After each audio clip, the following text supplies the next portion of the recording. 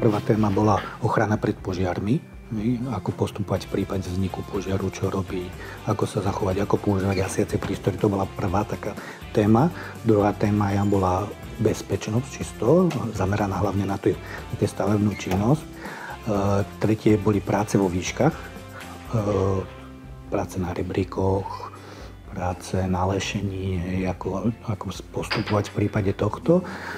Ďalšia téma boli vodiči do 3,5 tony a na 3,5 tony. Chlapi jazdia na nákladných autách, na osobných autách, tak ako dodržiavať všetko tú bezpečnosť a tie pravidlá cestnej premávky. A posledná časť bude strojnícke preukazy, strojnícke oprávnenia, tí, ktorí jazdia na stavebných strojoch, nakladačov, rýpadlách, tak ako dodržiavať bezpečnosť, na čo si všetko dať pozor, čo sa týka obsluhy stavebných strojov.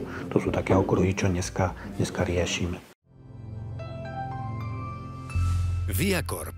Cesta je cieľ.